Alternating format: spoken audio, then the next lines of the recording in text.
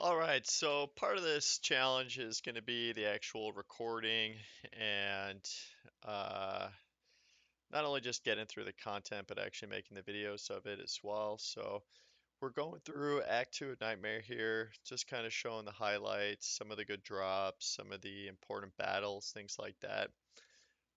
But throughout this challenge, there's just going to be times that we're able to play the game, but don't necessarily have the ability to record the audio in the same way too. So that's our first really good drop of the series. Natalia's boots. We're looking for the whole Nat set for the assassin. We'll essentially use everybody's class set and probably re-roll the first character that's got a full set. It's just they're so good. There we go for Balefire. Um, and you can see I'm not even using the Nat's boots yet. The Saurus's set bonus is actually a little bit better. But as we keep finding items, we keep progressing. On our way to the Summoner now. Almost got popped by him. So making our way through, just kind of slogging along, getting through everything. Another Duskdeep. Probably send that one to the Mercenary. And then in our progression on the way through Tel Rash's tomb. Found a little stout nail there, but we're just going through it, kind of figuring out what makes the most sense to use for the gears that we're finding. Nothing's nothing that we found is that good, so every piece is maybe an intermittent upgrade. And those unravelers, I want to submit a formal complaint. They're overtuned. The magic damage is just too much. But yeah, we stick the staff in the orifice and we get ready for Duriel here. Um, this fight shouldn't be too bad. Could pop on Fade. That's what we're thinking over here.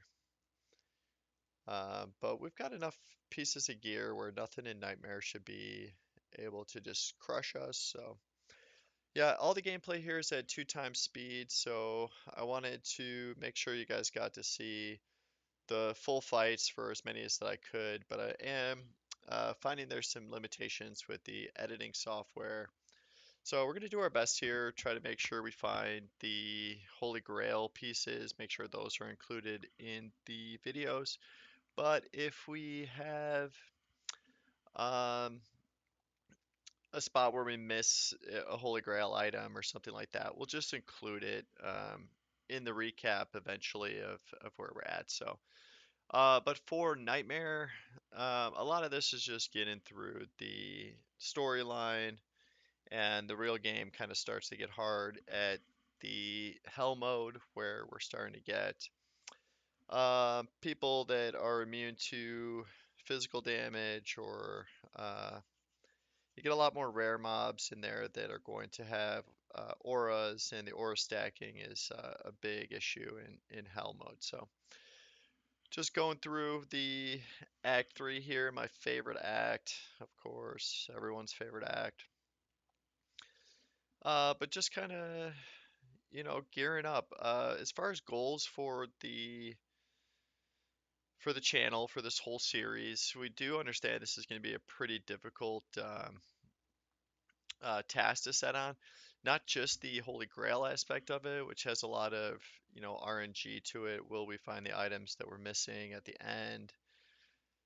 This almost popped me. The Ruined Temple is one of the most dangerous like enterings of any dungeon, so make sure you're topped off. Make sure you got a hand in the rejuves anytime you walk into the ruined temple.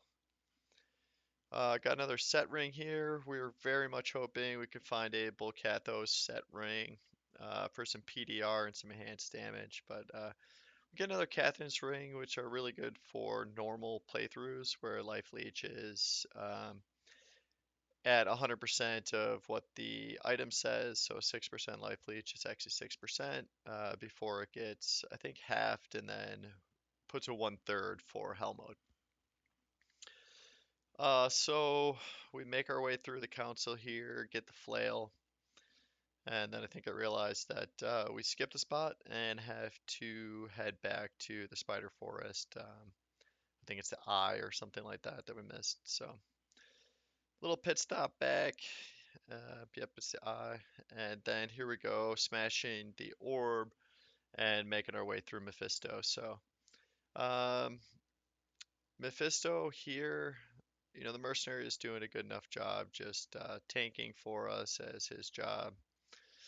And we're just looking to give you guys some gameplay uncut of the full fights. And here we go, another set piece. We got the Tal Rasha's belt and are making our way through the Act 4 here.